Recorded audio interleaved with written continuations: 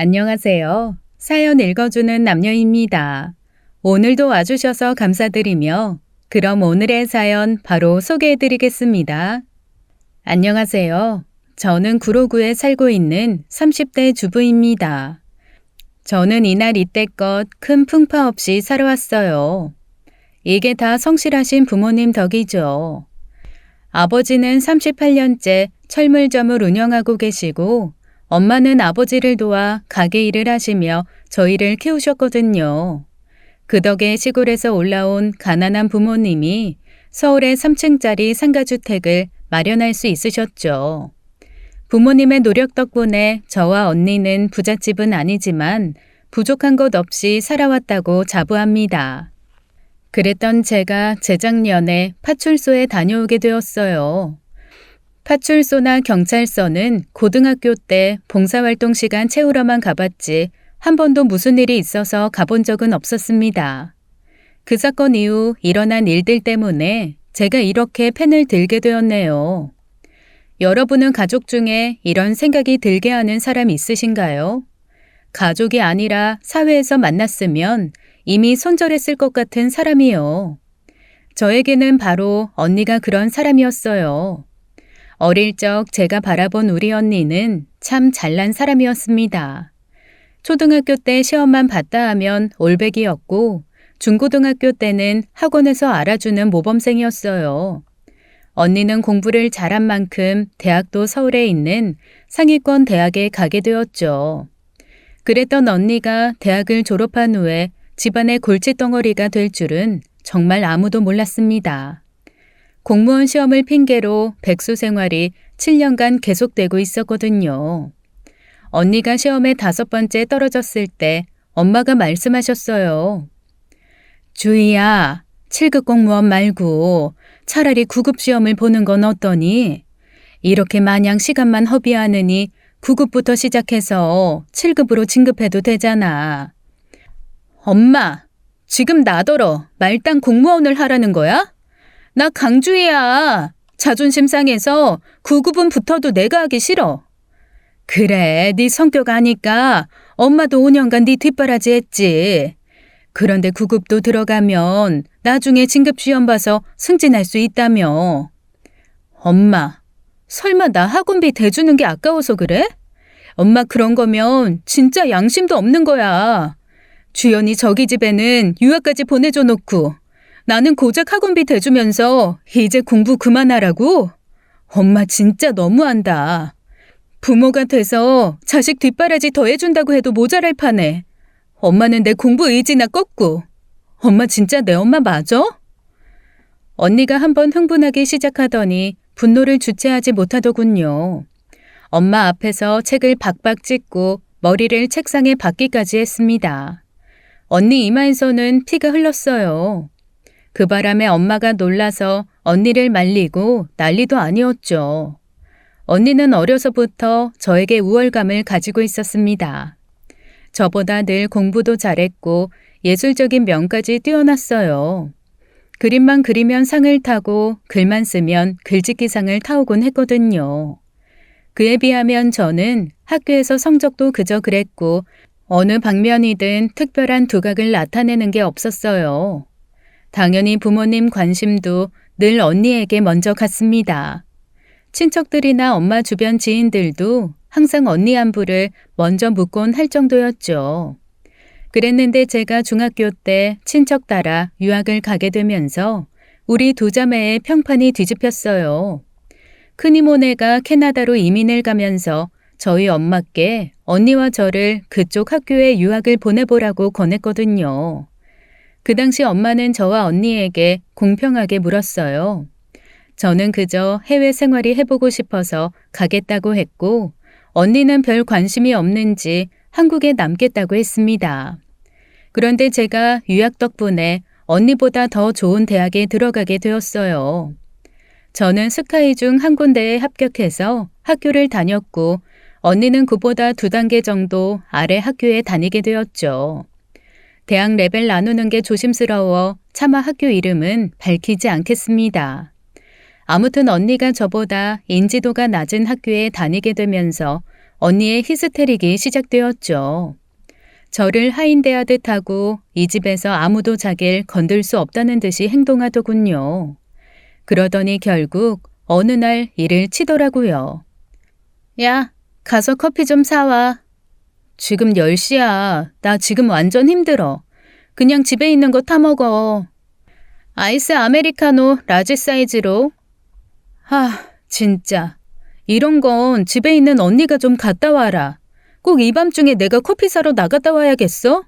나 오늘 야근까지 해서 진짜 힘들단 말이야. 과장창. 그 순간 제 옆에 서 있던 전신 거울이 깨졌습니다. 언니가 나무로 된 독서대를 집어 던졌거든요. 저는 다행히 다치진 않았는데 그 소리에 부모님이 달려오셨어요. 엄마는 이게 무슨 일이냐고 놀라셨습니다. 대충 상황을 파악한 아빠는 언니에게 큰 소리를 내며 나무라셨어요. 평소 점잖으신 아빠가 옆집까지 소리가 들어갈 만큼 큰 소리를 내시니 평소 기고만장하던 언니도 조금 수그러들더군요. 다만 언니는 이 상황을 제 탓으로 돌리더라고요. 언니의 고시 공부가 6년 차에 접어들면서 나날이 예민해져가는 중이었습니다. 그걸 부모님도 모르지 않으셨어요.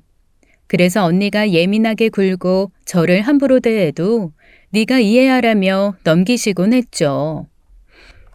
하지만 점점 그 강도가 세지니 아빠가 보다 못해 언니에게 한마디 하셨습니다. 그깟 시험이 뭐라고 왜 네 동생한테 행패를 부려? 네가 시험 합격 못하는 게 네 동생 탓이야? 가장 가까운 가족한테도 함부로 대하는 네가 공무원이 돼서 나라 일이나 제대로 할 수 있겠냐? 그깟 시험이 뭐가 중요해? 별것도 아닌 걸로 제 성질 하나 못 참는데 너 이런 식으로 네 마음대로 성질 부릴 거면 당장 내 집에서 나가. 결국 아빠도 그동안 참아왔던 게 폭발하셨나 봐요. 언니에게 집을 나가라고까지 하셨죠. 누가 나가라면 못 나갈 줄 알아? 내가 자꾸만 시험 떨어지는 것도 다 가족들 때문이야. 동생이 언니 커피 심부름 하나 못해줘? 아빠는 툭하면 주연이 편만 들고 엄마는 맨날 고시 때려치라고 하고. 그러니 내가 안 예민해져? 원인 제공은 전부 당신들이 해놓고 왜 나한테 나가래? 그렇게 내가 꼴 보기 싫으면 고시학원 앞에 오피스텔 구해주던가. 너 그만하지 못해? 언니는 저를 째려보면서 담배를 챙겨서 집을 나가버렸습니다. 엄마는 그런 언니를 뒤쫓아 나갔어요. 저 싸가지 없는 거 저거. 에휴. 아빠는 가슴을 치시면서 빗자루를 가져와 거울을 쓸어 담으셨어요. 저는 아빠 손에 들린 빗자루를 뺏어서 제가 대신 치웠죠. 그 후 아빠는 언니에게 이번 시험까지만 지원해 주겠다고 선언하셨습니다. 올해 안에 못 붙으면 그만두고 회사에 입사하라고요. 그런데 역시나 언니는 시험에서 또 떨어졌고 카드와 생활비가 끊기게 되었어요. 언니는 이 상황을 못마땅해 했습니다. 엄마가 언니를 잘 구슬리시는 것 같더니 어느 날 언니가 면접을 보러 다니기 시작했어요. 그러더니 정말 취직을 하더라고요. 잘 알려지지 않은 제약회사에 품질관리 파트로 입사를 했죠. 가족들은 모두 언니의 취직을 축하하는 분위기였어요. 그런데 정작 언니는 심드렁했습니다. 회사에 들어가야 하니 옷과 가방을 사달라고 했어요. 그리고는 카드로 300만 원어치나 긁고 왔죠. 그런데 딱 한 달 만에 회사를 그만뒀어요. 그만둔 이유는 그 회사가 발전 가능성이 없어서라고 하는데 그저 핑계일 뿐이었죠. 그냥 일하는 게 싫은 눈치였어요. 그 후 고시공부 1년 정도 더 해보더니 아예 때려치더라고요. 그리고 2년을 백수로 놀더군요. 결국 언니는 우리 집안의 골칫덩이가 되어버렸어요. 엄마의 걱정은 날로 커져갔고 저와 엄마는 언니 눈치를 보며 비위 맞추기에 바빴죠. 그러던 어느 날이었어요. 아무도 언니에게 일하라고 강요하지 않았는데 어느 날 언니가 스스로 회사에 들어가더군요. 그 무렵 기분도 좀 좋아 보였습니다. 엄마와 저는 언니의 변화에 신기해할 따름이었죠. 그렇게 회사에 입사한 언니가 웬일인지 그만두지도 않고 잘 다니더라고요. 아빠도 언니가 변한 모습에 한시름 놓으셨어요. 그 당시 저는 4년 만난 남자친구가 있었습니다. 우리 두 사람은 결혼을 전제로 만나고 있었어요. 남편과 저는 동갑이라 서로 돈 좀 모으고 나면 결혼할 참이었죠. 마침 목표한 전세금까지 마련해서 이제 결혼을 하자는 이야기가 오고 갔어요. 저는 부모님께 이 사실을 알렸습니다. 이미 남친의 존재를 알고 계셔서 결혼 이야기가 자연스럽게 흘러갔죠. 모두 축하해 주시는 분위기였어요. 그런데 제 결혼 이야기를 들은 언니가 생 난리를 치는 겁니다. 너 진짜 싸가지 없다. 네 눈엔 나 안 보여? 어딜 언니를 제치고 네가 먼저 시집을 가려고 해? 갑자기 뭔 소리야. 결혼의 순서가 어딨어? 네가 그러니까 내가 맨날 잔소리하는 거야. 결혼의 순서가 왜 없어? 물도 위아래가 있는데. 너 나 결혼하기 전까진 결혼하지 마. 그게 무슨 억지야. 언니 남친도 없잖아. 황당해하는 건 저희 부모님도 마찬가지셨어요. 저는 그동안 결혼하려고 돈도 모으고 나름 착실하게 살아왔습니다. 그에 비하면 언니는 이제 스스로 돈 벌기 시작한 지 고작 6개월 차였어요. 게다가 남자친구도 없었고요. 누가 나 남친 없대? 내가 말 안 하면 없는 거야? 나도 남친 있어. 나 곧 결혼 얘기 나올 수도 있으니까, 아니, 결혼 얘기 나오게 할 테니까 너 아무것도 하지 말고 딱 기다려.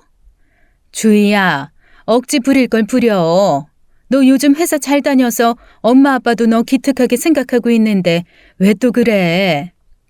막말로 주연이 먼저 시집 가면 엄마 아빠가 모아둔 돈 다 얘한테 들어갈 텐데 그럼 난 나중에 어쩌라고. 돈 없으니까 맨몸으로 시집 가라고 할 거야? 내가 그 꼴은 못 보지. 유학도 주연이 전년만 갔다 왔는데 내가 다른 건 몰라도 시집은 무조건 먼저 갈 거야. 얘기를 잠자코 듣고 계시던 아빠가 혀를 끌끌 차셨습니다. 마음씨 못되게 쓴다고요. 저도 정말 어이가 없더라고요. 언니 말 무시하고 그냥 조용히 결혼을 진행할 생각이었어요. 결혼 얘기는 언니 없을 때만 하기로 했고요. 그랬는데 양가 인사를 앞두고 일이 터졌습니다. 언니가 남자 데려올 테니 기다리라고 한 지 딱 1달 반 지난 시점이었어요. 언니가 정말로 남편감을 데려왔더라고요. 엄마와 저는 기가 막혔습니다. 왜냐하면 언니가 남친만 데려온 게 아니었거든요. 엄마, 나 결혼해야 돼. 애도 생겼어. 일부러 보란 듯이 제 눈을 빤히 쳐다보며 한쪽 입꼬리를 올려서 웃는데 어이가 없더라고요. 언니의 남자친구는 언니가 새로 들어간 제약회사 대리였어요. 언니는 품질관리팀이었고 남친은 연구개발팀이었죠. 언니의 남친은 조건으로 보면 나쁘지 않았습니다. 집안도 직장도 연봉도 괜찮은 편이었어요. 저는 제 결혼을 미뤄야 했습니다. 예비 시부모님도 언니가 혼전 임신으로 결혼을 해야 한다고 하니 이해해 주셨어요. 언니는 집안의 축하를 받으며 부모님이 모아둔 자금을 싹 다 들고 시집을 갔습니다. 제게 단돈 100만 원도 남기기 싫다는 듯 예물이며 예단이며 모두 최고급으로 해가더군요. 저야 어차피 제가 모아둔 돈으로 결혼하려고 했기에 별로 개의치 않았어요. 그런데 언니의 결혼식이 2주 정도 남은 시점에 충격적인 사실을 알게 되었습니다. 그건 바로 예비 형부의 충격적인 정체였죠. 어느 날 언니의 고등학교 절친이었던 남주 언니한테 전화가 왔더라고요. 주연아, 너네 언니 곧 결혼하지? 혹시 청첩장 보내줄 수 있어? 남주 언니의 목소리는 어딘지 모르게 격양되어 있었어요. 언니, 청첩장 못 받았어? 언니가 다 보낸 것 같던데 누락됐나? 아, 내가 진짜 가만 안 둬 이 미친 것. 언니, 왜 그래? 무슨 일 있어? 청첩장 안 보낸 것 때문에 그래? 실수로 그랬겠지. 실수? 어떤 미친 것이 실수로 지 절친 예비신랑 뺏어가냐? 그것도 모텔로 유인해서 임신까지 해가면서. 그 말을 듣는데 머리를 망치로 맞은 기분이었어요. 동시에 가슴이 덜컹했죠. 남주 언니는 화가 많이 나 있었어요. 한때는 언니의 가장 친한 친구이자 라이벌이었던 사람이 언니의 결혼식에 찾아와 깽판을 놓겠다고 으름장을 놓고 있었죠. 남주 언니는 저와의 전화 끝에 울먹이기까지 하더군요. 저는 남주 언니에게 따로 만나자고 했어요. 남주 언니를 카페로 불러냈습니다. 우리 언니가 뒤통수 친 이야기를 2시간이나 들려주던 남주 언니를 진정시키며 말했어요. 언니, 내가 다 미안하다. 그래도 임신했다니까 어떡해. 언니 화나는 거 100번 이해되는데 어떻게 생각하면 언니 입장에서는 차라리 잘 된 건지도 몰라. 결혼 전에 그놈이 어떤 인간인지 알았잖아. 친구가 지보다 잘 나간다고 질투해서 친구 남친 꼬시는 우리 언니나 꼬신다고 넘어가는 예비 형부나 그 나물의 그 밥이야. 끼리끼리 놀게 냅두고 언니는 언니 인생 찾아. 언니 그럴 능력 되는 사람이잖아. 우리 언니랑 결혼할 형부 두고 할 말은 아니지만 솔직히 예비 형부보단 언니가 훨씬 아까워. 날 봐서라도 언니가 참아. 부탁할게. 결국 결혼식장 뒤 엎어버린다던 남주 언니를 가까스로 말렸습니다. 제가 남주 언니와 친분이 있었던 덕분에 가능한 일이었죠. 남주 언니는 언니의 고등학교 절친이자 라이벌이었어요. 남주 언니가 수능을 더 잘 봐서 좋은 대학에 가면서 언니와의 사이가 틀어졌죠. 남주 언니는 증권회사에 입사하면서 높은 연봉을 받으며 잘 나가니 저희 언니가 무척 질투했습니다. 남주 언니만 만나고 오면 기분이 더럽다며 잘난 척 오진다고 욕하곤 했거든요. 그랬는데 남주 언니와 결혼까지 약속한 남자를 가로챈 거였죠. 참, 정말 내 가족이고 내 친언니지만 우리 언니라는 사람의 인간성에 고개를 절레절레 흔들게 되더군요. 부모님께도 이 사실을 말씀드리니 예비 형부에게 실망하는 눈치였습니다. 언니에게 형부의 정체에 대해 내가 알고 있다고 말하니 언니는 눈 하나 깜짝 안 터군요. 그게 뭐 어때서? 골키퍼 있다고 골 안 들어가? 그리고 막말로 남주가 성우 씨랑 결혼한 것도 아니었잖아. 뭐 결혼했어도 내가 맘에 들면 뺏을 수도 있는 거지만 넌 내 동생이라는 게 도대체 누구 편이냐? 내가 남주 남친을 뺏었든 어쨌든 넌 내 편 들어줘야 되는 거 아니야? 그래서 남주 언니 말리고 왔잖아. 언니 결혼 망치겠다고 하는 거 간신히 진정시켰다고. 언니 나 아니었으면 결혼식이고 뭐고 개판 났어. 그나저나 남주 표정 봤어? 걔가 뭐래? 설마 네 앞에서 울진 않았지? 언니는 뭐가 재밌는지 크크대며 웃는데 정말 내 언니지만 상종도 하기 싫더라고요. 아무튼 언니는 무사히 결혼식을 올렸어요. 결혼 후에 언니는 시도 때도 없이 친정에 왔습니다. 평소 시댁을 잘 챙기지 않는 것 같았는데 명절에도 임신을 핑계로 안 가더라고요. 명절날 말도 없이 언니가 와서 친정엄마가 놀란 적도 있었습니다. 너 명절인데 너희 시댁에 안 갔어? 거길 왜 가? 귀찮게.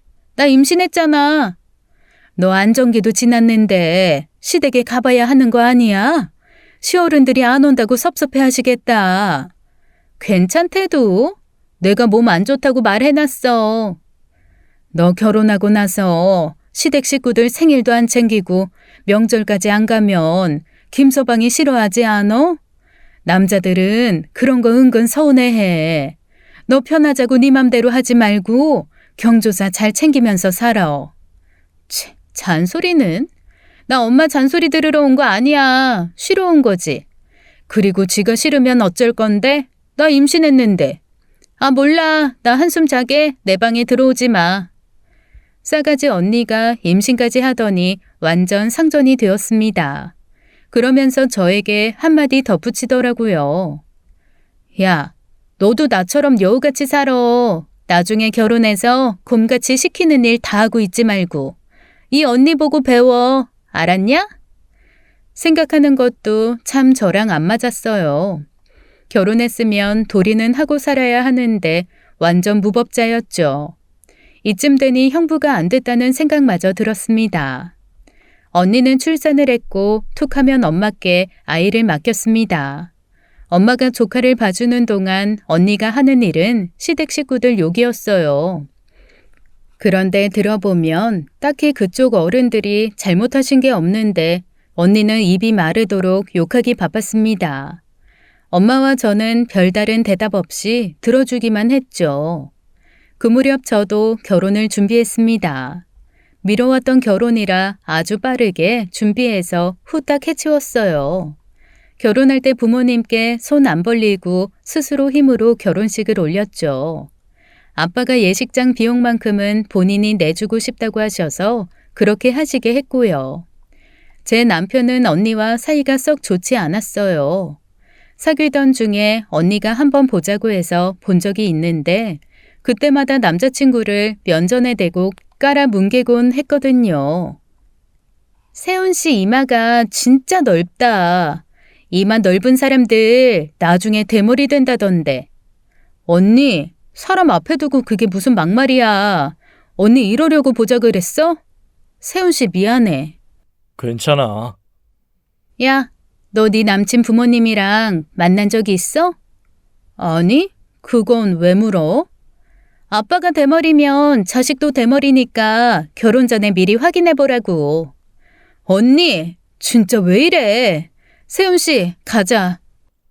자기야, 잠깐만. 오늘 혹시 제 인내심 테스트하는 날인가요? 그럼 저도 제 미래에 처형되실 분께 실례 좀 하겠습니다. 저희 아버지 머리숱 많으세요.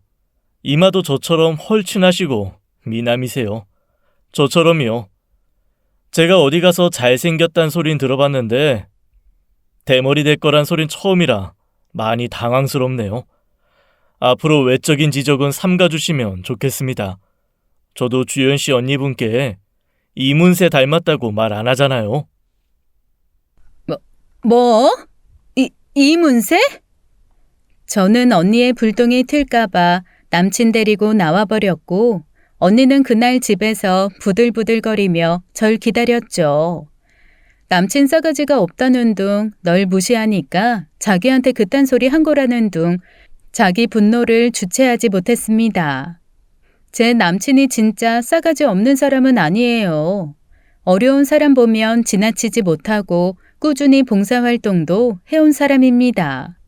그래서 그 선한 모습에 반해서 제가 사귀게 된 거였고요. 남친은 그날 언니가 절 무시하는 모습에 화가 났다더군요. 워낙 바른 말만 하는 사람이라 언니의 태도에 더 참지 못한 것도 있었을 거예요. 그 후로도 언니는 제 남친을 무시하고 나쁘게 말하곤 했어요. 게다가 남친이 결혼 전 양가 인사하러 왔을 때 부모님께 애를 맡겨놓고 사라진 적도 있습니다. 부모님과 제가 언니에게 엄청 연락을 했는데 언니에게 온 대답은 딱 한마디였어요. 내 애가 중요하지 결혼도 안 한 네 남친이 중요하냐? 언니는 그날 밤이 되어서야 나타났어요. 아빠가 화가 나서 언니에게 노발대발하셨죠. 언니 딴에는 엿먹어보란 심정으로 그런 게 분명했어요. 하지만 남친이 조카를 예뻐하는 모습에 부모님께 오히려 좋은 점수를 따고 돌아갔습니다. 아무튼 언니의 회방은 결혼식 날까지 계속되었죠. 제 결혼식에 오지 않겠다고 하루 전날 선언했거든요. 엄마는 언니에게 잠깐이라도 결혼식에 왔다 가라고 했는데도 언니는 아프다고 못 간다고 했습니다. 물론 거짓말이었어요. 왜냐하면 결혼식 날 늦게 오긴 했거든요. 알고 보니 엄마에게 용돈 100만 원씩 받기로 약속받고 온 거였어요. 결혼 전부터도 부모님께 학원비며 용돈을 받아서 생활하던 언니가 결혼 후에도 저러는 게 이해가 가질 않았어요. 그저 한숨만 나왔죠. 그걸 다 받아주는 엄마도 좀 답답했고요. 어쨌든 결혼식에 늦게 온 언니는 사진만 간신히 찍고 밥만 먹고 돌아갔어요. 그러면서 피로 현장에서 인사하며 돌아다니는 제게 트집을 잡기 시작하더군요. 넌 언니가 아프다는데 네 결혼식이 중요하냐? 이기적인 년. 드레스 보는 눈 하고는 저도 안 입게 생겼네. 옆집 할머니한테 중고로 사왔냐? 저는 일부러 대꾸도 안 하고 언니를 지나치려는데 언니가 제 손목을 잡아 못 가게 하더군요. 그리고는 남은 막말을 쏟아냈습니다. 아참, 그리고 네 신랑 쪽 축의금 받는 사람 도대체 왜 그러냐? 돈 받은 거 보란 듯이 세고 있고. 아유, 수준 떨어지게. 네 시가 사람들 수준 안 봐도 뻔하지. 그만해라. 선 지키라고. 사람 속 살살 긁는 언니에게 저도 이악 물고 얘기하게 되더군요. 그걸 본 엄마가 언니를 데리고 피로 현장을 나갔습니다. 참 신랑도 옆에 있는데 민망하더라고요.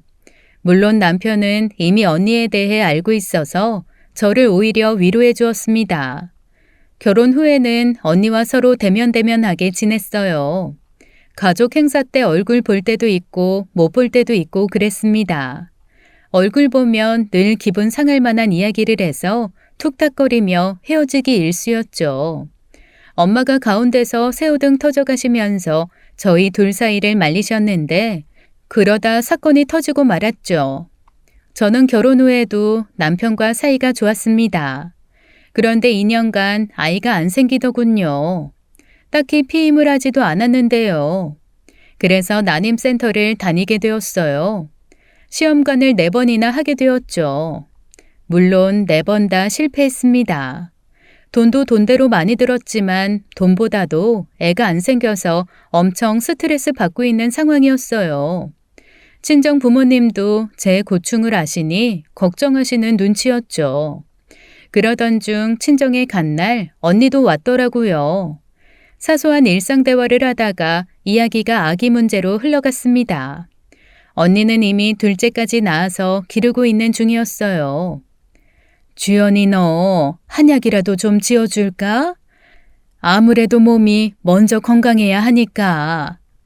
한약? 그럴까? 야, 무슨 한약 먹는다고 애가 들어서냐? 임신 그게 뭐가 그렇게 어렵다고 그걸 못해서 수천씩 써? 돈이 아주 썩어나지? 뭐? 언니는 내가 안쓰럽지도 않아? 진짜 언니는 공감 능력이라고는 1도 없네.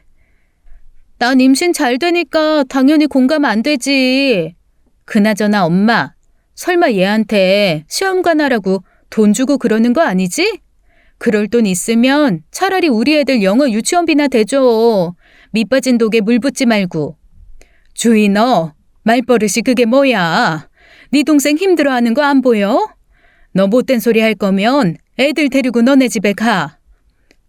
뭔 말만 하면 맨날 집에 가래. 아, 알았어. 취소. 됐지? 친정엄마는 한숨을 크게 쉬시고는 일어나 화장실로 가셨어요. 그런데 그 사이에 언니가 제대로 저를 한 방 먹이더군요. 정말 그래? 많이 힘들어? 그걸 말이라고 하냐? 당연히 스트레스 받지. 그럼 그냥 내가 제부랑 애 낳아서 너 줄까? 그 말에 너무 충격받은 제가 먹던 찻잔을 식탁에 쾅 하고 내려놨어요. 잔이 깨졌고 바닥에 커피가 흘렀습니다. 너 정말 머리가 어떻게 된 거 아니야? 이게 언니한테 너? 이게 미쳤나? 미친 건 너지. 저는 언니의 멱살을 잡았습니다. 언니가 소리를 지르자 조카들이 울더라고요. 컵 깨지는 소리에 놀란 엄마도 화장실에서 뛰쳐나오셨어요. 이게 무슨 일이야, 응? 엄마는 저희 자매를 말리셨고 급기야 깨진 컵에 엄마 발이 찔리고 나서야 우리 자매는 싸움을 멈췄습니다. 엄마께 너무 죄송하더라고요. 그 후로 언니와 저는 서로 멀리했습니다. 엄마가 전후 사정을 다 들으시고는 언니를 나무라셨어요. 그리고 앞으로 제가 있을 땐 친정에 오지 말라고 하셨어요. 결국 2주 뒤에 있을 아빠 생신도 따로 챙겨드렸죠. 저는 그 사건으로 언니와 정말 연을 끊겠다고 마음먹었습니다. 도대체 머릿속에 무슨 생각을 하면 제 남편이랑 애를 낳겠다는 막말을 내뱉을까요? 전 원래도 언니에게 실망할 것도 남아있지 않았지만 이번 일은 제게 정말 충격이었습니다. 언니와 얼굴 안 보고 지내니 마음이 편하더라고요. 그 덕분인지 뭔지 저는 5번째 시험관 시술에 성공하게 되었어요. 제 임신 소식에 모두가 기뻐했죠. 언니만 빼고요. 그래도 본인이 잘못한 게 있다고 생각하면 축하 전화라도 올 줄 알았습니다. 그런데 그건 제 오산이었어요. 연락 한 통 없었죠. 오히려 형부가 제게 따로 연락해서 축하한다고 할 정도였어요. 형부는 저와 언니 사이가 안 좋으니 늘 중간에서 어쩔 줄 몰라 하곤 했습니다. 그래도 가재는 개편이라고 언니가 친정에 안 오니 형부도 점점 발길을 끊기 시작했어요. 그러던 중 임신 8개월 차에 엄마가 반찬 가져가라고 부르셔서 갔습니다. 그런데 그날 언니가 말도 없이 왔더라고요. 엄마가 부르신 게 아니었어요. 언니는 저의 부름배를 보더니 피식 웃더군요. 역시나 축하 인사 같은 건 전혀 없었습니다. 이쯤 되니 저도 바라지도 않았어요. 제가 언니를 본체만체 하고 말도 안 붙이니 자기가 먼저 말을 걸더라고요. 출산 언제야? 6월 7일. 제왕절개? 등신. 언니가 제게 또 험한 말을 들이대더군요. 제왕절개하는 게 뭐 어때서 제가 등신이란 말까지 듣는지 모르겠더군요. 그러면서 제게 자연분만 하라고 강요하기 시작했습니다. 우리 시어머니도 안 하는 짓을 저희 언니가 하고 있는 걸 보니 정말 황당했죠. 역시나 사람 안 변한다고 그동안 제가 일부러 연락 안 했으면 눈치껏 개념 챙겨야 하는데 언니는 그런 것도 없었어요. 오히려 오랜만에 봤으니 밀린 막말을 내뱉기 바빴죠.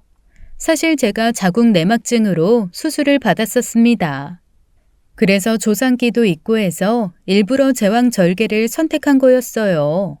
그런데 그걸 뻔히 아는 언니가 제게 병신 등신 소리를 해대니 더 화가 났죠. 저도 언니에게 맞받아치고 말았어요. 정상적인 인간관계 못 맺는 언니가 더 등신 같아. 아니, 멀쩡한 대학 나와서 제 밥벌이도 못하고 애 둘까지 낳아놓고 부모님한테 아직도 손 벌리는 게 정상이야? 상등신이지. 언니, 말 나온 김에 병원 가서 뇌 MRI 찍어봐. 나보다 대학 후진대 간 이후로 언니 뇌에 심각한 손상이 생긴 것 같으니까. 그러자 역시나 예상대로 흥분하더군요. 뭐? 너 지금 말 다 했어? 이게 진짜 미쳤나? 왜?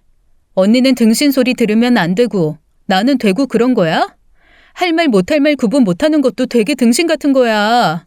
그러니까 말 가릴 줄 모르면 아예 입도 뻥끗 하지 마. 언니는 제게 싸가지 없다며 장난친 걸 가지고 흥분해서 난리라고 자기가 더 흥분하더군요. 주희 너, 내가 연락할 때 말고는 오지 말랬지. 왜 또 시키지도 않았는데 와서 싸움질이야. 얼른 가. 니네 애들 데리고 가. 결국 언니는 그렇게 돌아갔고 저는 더 철저히 언니를 무시하고 연락을 끊었습니다. 그 후 저는 무사히 아이를 낳았어요. 너무 귀하게 얻은 아이라서 얼마나 예쁘던지요. 저는 엄마께 애 맡기기도 미안해서 특별한 일 아닌 이상 맡기지 않았습니다. 그리고 아기가 너무 예뻐서 한시라도 떨어지고 싶지 않았어요. 그러던 어느 날이었어요. 대망의 사건이 터진 날이었죠. 엄마가 한밤중에 연락을 하셨더라고요. 예, 주연아, 혹시 네 언니 너네 집에 갔니? 그게 뭔 소리야? 언니가 우리 집에를 왜 와? 온다고 해도 내가 못 오게 하겠지만. 안 갔다는 거지? 그럼 이거 뭔가 일이 생겨도 단단히 생긴 것 같은데. 왜요? 무슨 일 있어요? 엄마의 수화기 너머로 아이들 우는 소리가 들렸습니다. 알고 보니 언니가 낮에 아이 둘을 엄마께 맡기고는 지금까지 연락이 안 되고 있다는 거였어요. 그때 시간이 무려 밤 12시였어요. 엄마가 형부에게 연락도 해보았는데 형부가 말하길 언니가 집을 나간 것 같다고 하더랍니다. 둘이 싸운 거냐고 물으니 형부가 성격 차이로 싸웠다고 했대요. 엄마께 들은 말을 옮기자면 형부가 이렇게 말했대요. 장모님, 저 정말 주희랑 살면서 많이 힘들었어요. 시댁에 용돈 30만 원 드리는 것도 못 드리게 하는 건 그렇다 쳐요. 그런데 저를 현금 인출기 취급하는 건 정말 아니지 않나요? 주희가 저한테 매일 야근하고 오라고 부추겨서 지난달엔 단 하루도 안 빼고 야근하고 주말에도 나가서 일했어요. 아침은 당연히 안 차려줘서 아침, 점심 다 회사에서 먹는데 이젠 저녁도 회사에서 먹고 오라고 해서 그렇게 한 지도 1년이 넘었습니다. 제가 결혼을 한 건지 돈 버는 기계가 된 건지 모르겠어요. 엄마도 형부 얘기를 듣는데 할 말이 없으시더랍니다. 자기 딸을 감싸주고 싶은데 사위가 너무 불쌍하게 느껴졌대요. 사실 평소에 언니가 하는 말만 들어도 형부를 어떻게 생각하고 있는지 알 수 있었어요. 언니는 평소 자기 남편을 내 노예라고 부르곤 했거든요. 결국 작은 다툼 끝에 언니가 집을 나간 것 같다는 게 형부의 의견이었죠. 우리는 다음 날까지 기다려보고 언니가 안 돌아오면 실종신고를 하려고 했어요. 그런데 정말 안 돌아왔습니다. 결국 실종신고를 했죠. 그리고 다음 날 오후 늦게 파출소에서 연락이 왔어요. 언니를 찾았다고요. 엄마, 아빠, 형부, 그리고 저까지 모두 꽤 멀리 떨어진 파출소로 달려갔어요. 차로 거의 2시간이나 떨어진 곳이었습니다. 언니가 천안까지 왜 간 건지 이해가 가질 않았어요. 그곳에 가보니 언니의 행색이 말도 아니더군요. 눈화장은 다 번져서 팬더가 되어 있고 머리도 헝클어져 있는 데다 옷은 입은 건지 벗은 건지 모를 정도의 반나체 상태였어요. 모텔 주인이 신고하셨어요. 김주희 씨가 돈도 안 내고 모텔에서 나가지도 않는다고요. 내 지갑이랑 가방이랑 핸드폰이랑 전부 없어졌다니까. 그리고 난 이 모텔 들어온 기억도 안 난다고. 김주희 씨, 아까 CCTV 다 확인시켜 드렸잖아요. 남자친구분이랑 껴안고 뽀뽀하면서 들어오는 거 다 보셨으면서 왜 또 아니라고 그러세요? 그러니까 나 그 남자 누군지도 모르는 사람이라고요. 나이트에서 만나셨다면서요. 그러니까 그게 나이트를 가긴 했는데 그 사람 만난 기억이 없다니까요. 앞으로는 술 적당히 드시면서 노세요. 요즘 세상이 얼마나 험한데? 그러니까요. 그 남자 누군지 조사 좀 해주시면 안 돼요? 저 정말 제 의지로 간 게 아니라니까요. 어디 멍자국이나 다친 곳 있어요? 없어요.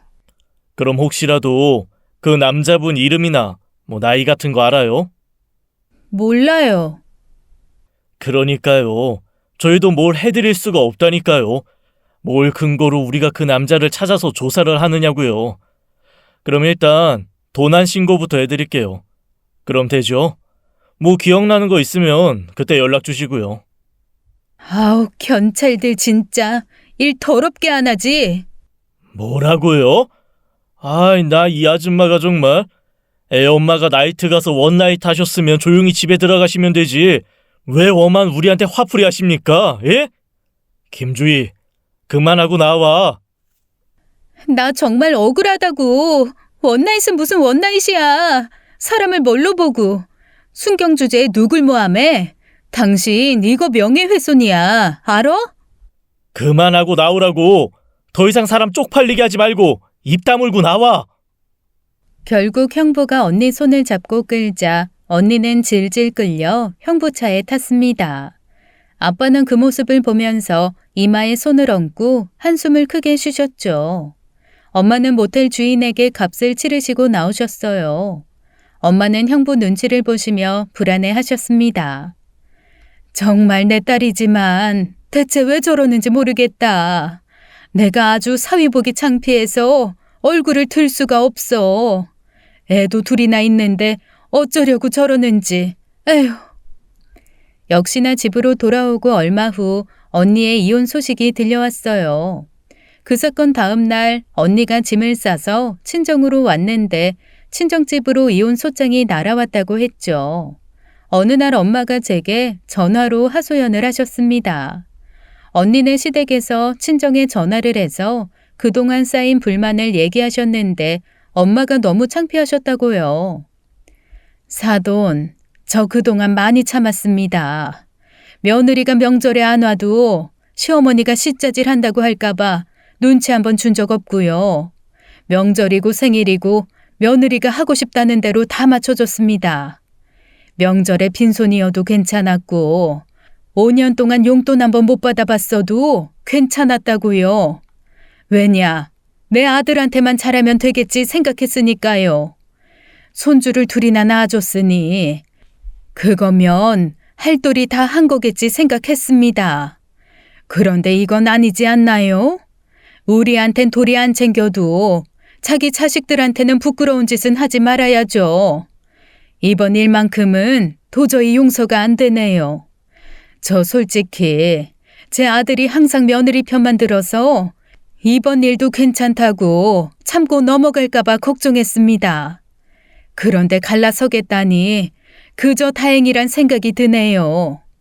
만약 계속 같이 살겠다고 했어도 제가 나서서 두 아이 갈라놨을 거예요. 이렇게 된 마당에 제가 사돈께 연락드린 이유는요. 사돈이 며느라이 교육 좀 잘 시키셔야 할 것 같아서네요.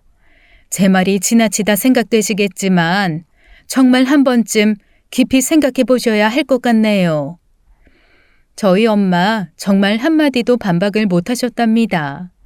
오로지 죄송하다는 말만 하셨대요.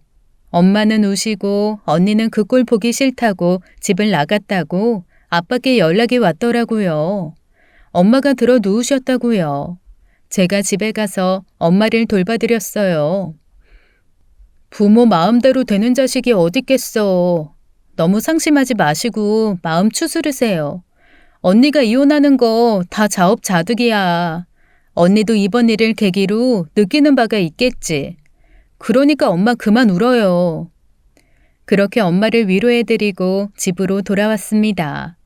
저도 마음이 심란했어요. 언니의 이혼 때문이라기보다는 언니 때문에 신경 쓰느라 부모님 건강이 상할까 봐요. 언니에게 쓴소리 해주고 싶다는 생각에 날만 벼르고 있었죠. 그런데 언니가 먼저 제게 연락을 해왔습니다. 주연아, 아무래도 네 형부 짓인 것 같아.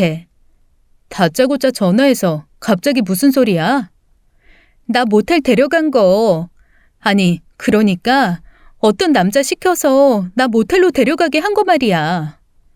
그건 또 무슨 소리야. 게다가 네 형부 바람 피는 것 같다고. 뭐? 바람은 언니가 피운 거 아니었어? 아, 답답해. 진짜 미치겠네.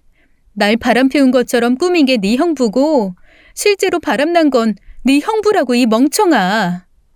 언니, 뭔 소리 하는지 알겠는데 나한테 멍청이라고 부를 거면 앞으로 연락하지 마. 언니 때문에 감정 소비할 만큼 나 언니 안 좋아해. 아, 알았어. 미안. 아무튼 내 말 좀 들어보라니까.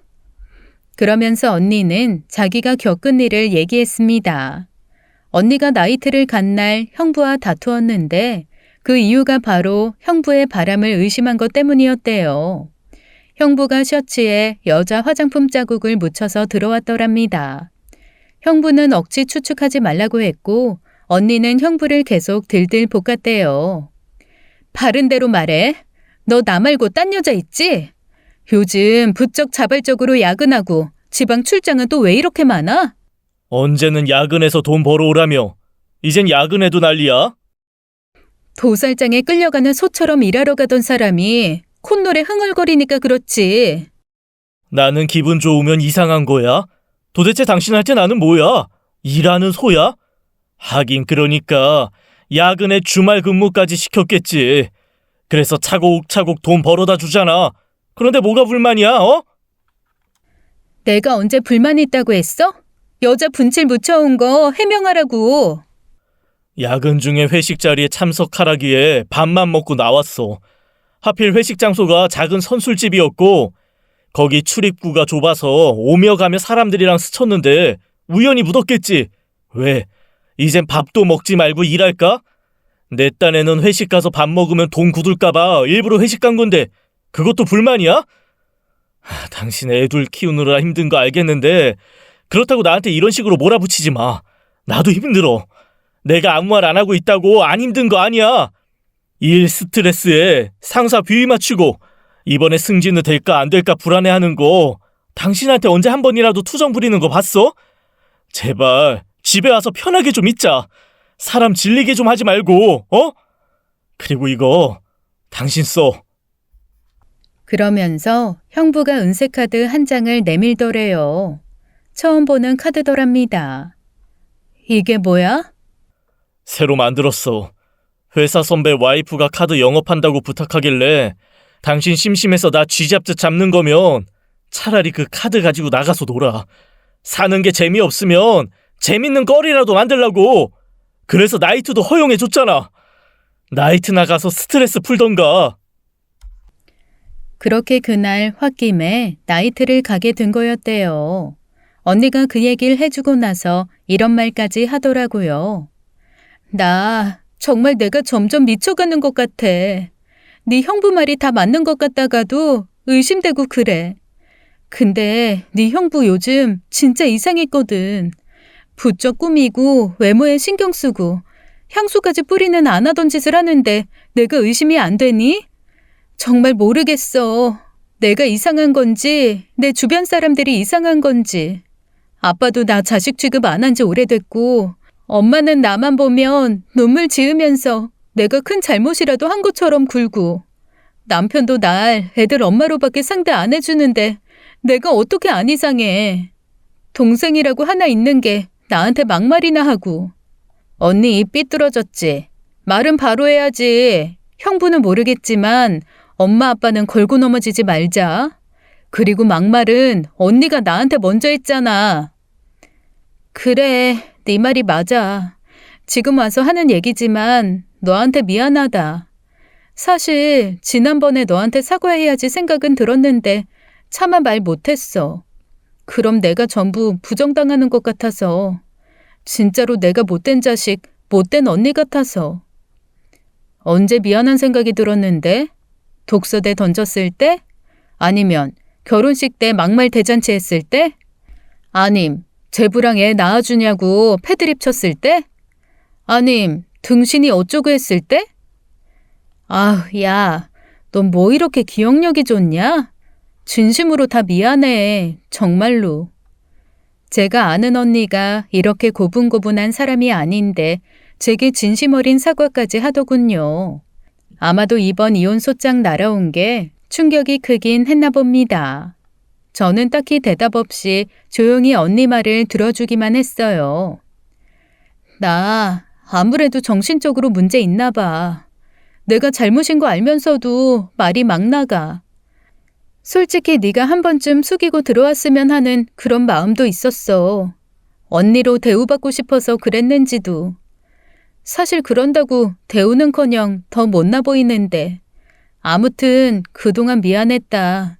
내가 별 볼 일 없는 사람이라는 게 검증될 때마다 엄한 너한테 화풀이했어. 그래서 나 벌 받나 봐. 벌 받을 거 있으면 받아야지. 저는 무심한 듯 대답해 주었습니다. 사실 언니에게 연락 오기 전에 엄마께서 제게 하신 말씀이 있었어요. 언니가 아무래도 정신적으로 좀 이상한 것 같다는 거였죠. 언니가 이번 일로 충격받아서 헛소리를 하는 것 같으니 혹시라도 연락 오면 싸우지 말고 그냥 잘 들어만 주라고 당부까지 하셨습니다. 그나저나 형부 바람 얘기나 더 해봐. 뭐 짚히는 거나 증거라도 있어? 그랬더니 그런 건 하나도 없다더군요. 달라진 거라곤 늘 하던 야근과 주말 근무를 하러 가는데 기분 좋게 나간다는 것뿐이었어요. 핸드폰을 뒤져봤지만 아무것도 발견을 못했대요. 게다가 형부는 핸드폰에 비밀번호 설정도 안 해둬서 언제든지 확인할 수 있다더군요. 아무리 들어도 형부가 바람났다는 말이 믿기지가 않았어요. 그런데 언니가 의미심장한 말을 했습니다. 사실 이건 정말 내 얼굴에 침 뱉기 같아서 말 못했는데 네 형부 첫째 낳고 나서 바람 피운 적 있어. 뭐? 진짜야? 누구랑? 회사 계약직 사원이랑. 그런데 왜 그동안 말 안 했어? 너는 제부랑 때 되면 여행이다 뭐다 깨가 쏟아지는데 나는 남편이 바람이나 피고 말할 기분 들겠냐? 그냥 혼자 속으로 삭혔지. 부모님이 알아봤자 내가 못나서 그런가 보다 하실 것 같아서 더 말 못했고. 명절에 시댁 안 가고 친정에 간 것도 그 인간이랑 냉전 중이라 그랬어. 동네에선 쇼윈도 부부 행세하면서 지냈고. 언니 말을 모두 듣고 나니 충격적인 걸 떠나 언니가 안 됐다는 마음이 들었습니다. 그동안 마음 고생하면서도 표현 안 한 거 보면 그 속이 어땠을까 싶더라고요. 그래도 저한테 못되게 군 게 모두 용서되는 건 아니었지만요. 그 사건 때 언니가 계약직 직원 찾아가서 머리털을 뽑아놨대요. 자기 말로는 가발 하나 나왔다더군요. 내가 애 낳고 네 형부 피했던 게 원인인가 싶어서 진짜 처음이자 마지막으로 딱 한 번 용서해줬어. 근데 요즘 딱 그때처럼 네 형부 이상해. 그러니까 네가 한 번만 알아봐 주라, 응? 그리고 나 진짜 억울하단 말이야. 내가 그동안 나이트에서 몸 흔들면서 춤은 췄어도 바람 피운 적은 단 한 번도 없어. 이건 애들 걸고 진짜 맹세해. 내가 미친년처럼 굴어도 진짜 속까지 미친 사람은 아니라고. 언니는 제게 필사적으로 억울함을 호소했어요. 그러면서 도와줄 사람이 저뿐이라고 하더군요. 마음 같아서는 그냥 무시하고 싶었어요. 그런데 참 혈육이 뭔지 죽을 만큼 미웠던 언니가 약한 모습을 보이니 마음이 약해지더군요. 게다가 형부가 일전에 바람 피웠던 전력 때문에 그동안 언니가 예민하게 굴었던 거라 생각하니 모든 게 형부 탓인 것만 같았습니다. 그래서 저는 형부의 뒷조사를 하게 되었어요. 지방 출장을 간 형부 탓에 뒷조사하는 사람들에게 출장비까지 줘가며 뒷조사를 한 거였죠. 그리고 딱 3일 만에 연락이 오더군요. 저는 언니에게 연락을 했어요. 언니 말이 맞았어. 형부 바람 피는 거 맞대. 정말? 이 인간 이럴 줄 알았어. 지금 땡땡 호텔에 있다니까 궁금하면 바로 찾아가 봐. 나 혼자? 야, 같이 가주라. 그래도 하나보다는 둘이 낫지. 제발. 결국 언니와 함께 지방의 한 호텔로 찾아갔어요.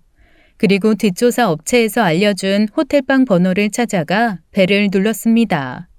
곧 문을 열고 형부가 나왔어요. 그리고는 저와 언니를 보고는 얼굴이 하얗게 질려 사색이 되더군요. 아마 우리가 여기까지 찾아올 줄 전혀 몰랐던 얼굴이었습니다.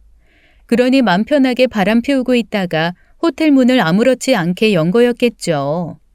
언니는 형부의 머리채를 양손으로 잡아쥐고 아래로 확 내려버렸어요.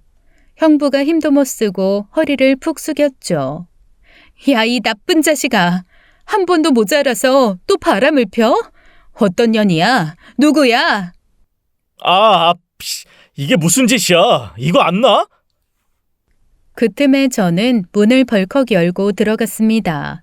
그리고 그곳에서 주섬주섬 옷을 입고 있는 한 여자를 보게 되었어요. 그 여자 얼굴을 본 저는 기겁을 하고 말았습니다. 언니? 왜? 도대체 어떤 년인데? 언니가 형부 머리채를 놓고 방 안으로 들어왔습니다.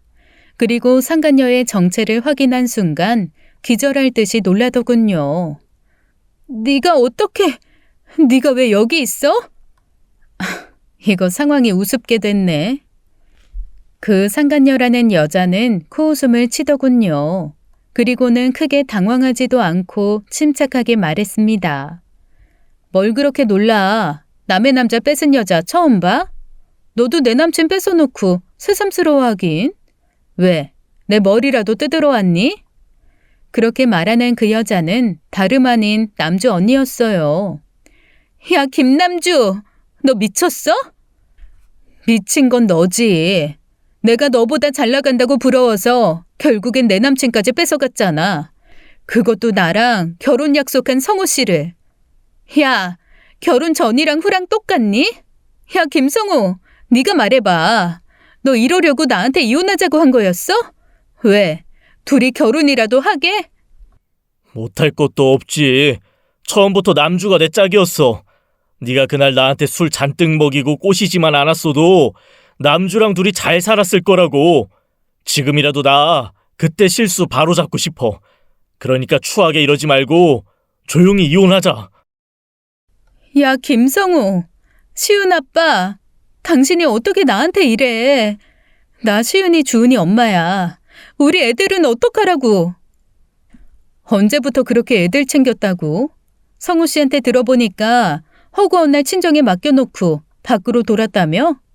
나한테 보내. 내가 키워줄 테니까. 뭐 잘 키워준다는 보장은 없지만 너보단 낫겠지. 남주 언니, 왜 이렇게 변했어? 언니 이런 사람 아니잖아. 언니 정도면 괜찮은 사람 만날 수 있잖아. 그런데 뭐가 모자라서 형부 같은 사람을 만나. 남주 언니는 제 말을 애써 못 들은 척 고개를 돌렸습니다. 그 와중에 형부는 자기가 어디가 어때서 그러냐고 하더군요. 그 순간 언니가 갑자기 미친 사람처럼 웃기 시작했어요. 그러더니 천천히 남주 언니 앞으로 다가갔고 남주 언니는 무서운지 뒷걸음질을 쳤습니다. 언니는 순식간에 남주 언니 머리를 잡아챘어요. 사정없이 흔드는데 순식간에 머리털이 뽑혀 우수수 떨어지더군요. 야, 이거 못나? 이게 무식하게 힘만 세가지고? 이러니까 고시를 7번이나 떨어졌지? 아! 넌 오늘 죽었어. 두 사람의 무차별 난투극이 벌어졌어요. 저는 그냥 지켜봤습니다. 딱히 말릴 생각이 안 들더군요. 두 사람 일이니까 두 사람이 알아서 해결하길 바라는 마음이었어요. 형부는 싸움을 말리려다가 안 되니까 나중엔 남주 언니를 감쌌습니다. 그게 꼴보기 싫었던 언니가 옆에 있던 호텔 전화기를 들어올려 형부 등짝을 후려치더군요. 전화기가 순식간에 다 부서졌어요. 전화기가 부서지자 언니는 옆에 있던 장 스탠드를 손에 쥐었습니다. 형부가 그걸 보더니 남주 언니 손을 잡고 호텔 밖으로 도망을 치더군요. 남주 언니는 쌍코피가 흐르고 있었고 눈 주위는 빨갛게 부어오르고 있었어요. 호텔 계단으로 도망치는 두 사람을 언니가 뒤따라갔습니다. 저는 언니가 행여 사람 잡을까봐 말리려고 따라갔죠. 그런데 비상계단 문을 열고 따라가던 순간 제 눈앞에서 충격적인 장면을 보고 말았어요. 형부가 계단에서 발을 헛디뎠는데 둘이 손을 꼭 잡고 있던 바람에 남주 언니도 같이 굴러 떨어진 거였죠. 형부의 몸이 어딘가 잘못된 것 같았어요. 고통을 호소하는 얼굴이 어딘가 이상해 보였습니다. 저는 다가가서 두 사람을 확인했죠. 두 사람은 끙끙대며 일어나지 못했고 결국 제가 119에 전화를 해야 했어요. 그리고 두 사람이 정신없는 틈에 몰래 형부의 핸드폰을 슬쩍 해서 주머니에 넣었습니다. 형부는 발목이 삐끗했더군요. 그런데 문제는 턱이었어요. 턱을 계단에 부딪히는 바람에 턱이 부러지면서 빠졌다더군요. 그것 때문에 철심을 박는 수술까지 해야 했습니다. 남주 언니는 계단에서 떨어지면서 손을 땅에 짚는 바람에 팔뼈에 금이 가서 깁스를 해야 했고요. 두 사람이 병원에 있는 사이 저는 핸드폰을 언니에게 건넸습니다. 이게 뭐야? 형부 핸드폰. 이거 네 형부 폰 아닌데? 알고 보니 형부가 언니 몰래 쓰는 핸드폰이 하나 더 있었던 거였어요. 언니가 그 사실을 알고 고개를 절레절레 흔들었죠. 그 핸드폰 속에는 형부의 충격적인 악행이 들어있었습니다. 단순히 불륜 증거를 모으려고 슬쩍 한 건데 더 엄청난 사실이 들어있었죠. 그건 바로 언니가 바람을 피운 것처럼 위장한 사건이었어요. 사건의 일말은 이랬어요.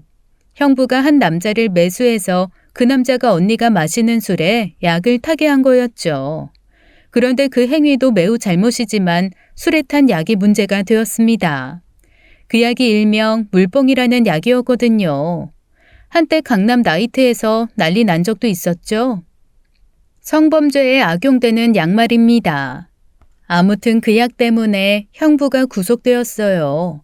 덕분에 언니는 양육권을 가져오기가 쉬워졌죠. 언니는 상간녀 소송을 걸고 합의 이혼을 했습니다. 재산 분할도 모두 받고요. 하지만 언니도 폭행죄에서 벗어날 순 없었어요. 아이 둘을 키우는 엄마라는 걸 참작해서 집행유예를 받았죠. 언니는 그 이후 성격이 많이 변했습니다.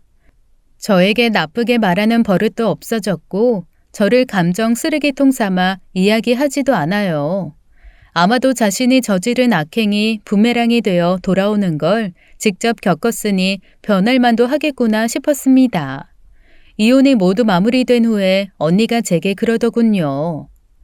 그동안 내가 너무 못되게 굴었지? 이젠 언니답게 행동할게. 내 말 믿어줘서 고마웠어. 우리 이제 우애 있게 잘 지내보자. 그렇게 말하는 언니에게 그러자고 못하겠더군요. 언니, 이미 엎지른 물은 주워 담을 수 없는 거야. 난 그동안 언니가 나한테 했던 행동들 아직 마음에 상처야. 언니가 그랬지? 나는 언니한테 심심풀이 땅콩이라고. 언니가 심심하면 같이 놀아줘야 되고 언니가 시키면 다 해야 된다고. 그런데 나 이제 언니랑 연 끊고 싶어. 언니가 나한테 고마운 거 알겠는데 정말 날 위한다면 이제 나한테 연락하지 말고 조용히 지내줘. 특히 엄마 아빠 신경 쓰시지 않게. 그게 내가 바라는 마지막 부탁이야. 언니가 떨리는 목소리로 알겠다고 하더니 전화를 끊었습니다. 그 후 저는 언니와 따로 연락하지 않습니다. 언니 소식도 엄마를 통해 간간히 들을 뿐이에요. 엄마는 최근에 이렇게 말씀하시더군요. 요새 주위가 변한 것 같아. 지난주에는 나한테 용돈을 다 보냈더라고. 아무래도 이혼하고 철들었나 봐. 엄마 말로는 언니가 효녀가 된 것 같다고 하시더군요. 그런데 전 언니가 부모님께 잘해도 여전히 별로 믿음이 안 가네요. 언니가 용돈을 줬어? 세상 오래 살고 볼 일이네. 근데 난 모르겠다. 언니가 정말 변한 건지 변한 척 하는 건지. 엄마, 언니 너무 믿지 마. 사람 쉽게 안 변해. 아무튼 변했던 안 변했던 지금처럼만 지냈으면 좋겠네. 이 사건으로 인해 달라진 건 언니가 부모님께 잘한다는 거예요. 그것만으로도 저는 다행이고 감사한 마음입니다. 물론 저와는 절대로 가까워질 수 없는 언니임에는 틀림없지만 말이에요. 가족만 아니라면 손절하고 싶은 제 언니와 제 이야기 들어주셔서 감사합니다. 지금까지 사연 읽어주는 남녀였습니다. 끝까지 시청해주신 여러분 감사드리며 저희는 다음 사연으로 돌아올게요. 감사합니다.